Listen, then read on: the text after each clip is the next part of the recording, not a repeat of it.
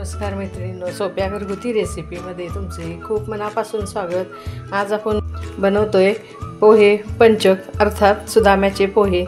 नैवेद्याला जर सुदाम्याचे पोहे नसतील तर गोकुळाष्टमी केल्यासारखं वाटतच नाही। तर हे पोहे आपण कसे बनवायचे ते बघणार आहे। त्यासाठी हे आपले नेहमीचे कांद्या पोह्याचे पोहे 1 वाटी घेतलेले आहेत। या वाटीनंच हे खोबरं, ओलं खोबरं हे खोन हे पाऊण वाटी घेतलेलं आहे। अर्धी वाटी गूळ आहे, थोडीशी वेलची पावडर आहे, आवडीप्रमाणे ड्रायफ्रूट्स म्हणजे हे काजू बदामाचे काप घेतलेले आहेत आणि हे थोडं 1-2-3 चमचे दूध घेतलेलं आहे।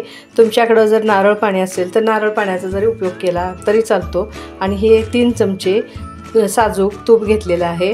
तर हे पोहे कसे करायचे ते बघूया। तर ह्या पोह्यामध्ये पहिल्यांदा आपण हे ओलं खोबरं आणि हा बारीक चिरलेला गूळ टाकून घ्यायचा आहे आणि हे आता हाताने एकसारखं असं कालवून घेऊया। हे गूळ आणि खोबरं एकत्र केल्यामुळे हे पोहे आपले ओलसर होतात, त्यामुळे हे आता असं चांगलं मिक्स करून घ्यायचं आहे। हे मिक्स करत असतानाच त्यामध्ये टाकूया ही वेलची पावडर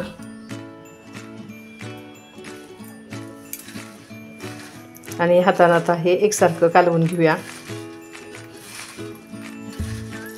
हे कालवत असतानाच यामध्ये तुम्ही नारळ पाणी वापरू शकताय। मी आता नारळ पाणी आज नाही आहे म्हणून हे दूध घेतलेलं आहे। हे थोडंसं दूध असं टाकून हे एकसारखं मिक्स करून घेऊया। बघा, ह्या नैवेद्यासाठी आपण दूध पोहे, दही पोहे आणि हे सुदाम्याचे गोड पोहे कोणत्याही नैवेद्याचा वापर करू शकतोय। हे आता चांगलं बघा, अजून थोडंसं दूध लागणार आहे।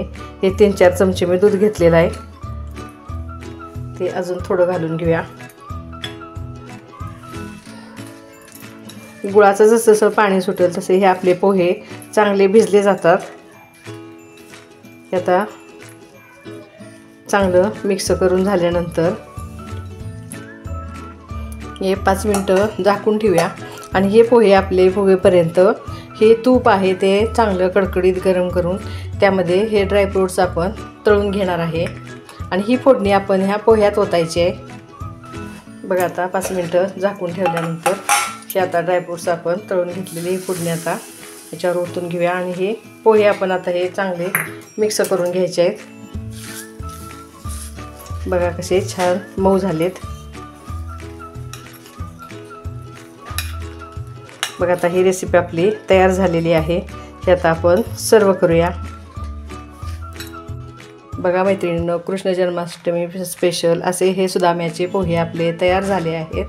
ही जर रेसिपी माझी तुम्हाला आवडली असल्यास लाईक, शेअर आणि सबस्क्राईब करायला विसरू नका आणि नैवेद्यासाठी हे सुदाम्याचे पोहे जरूर करा।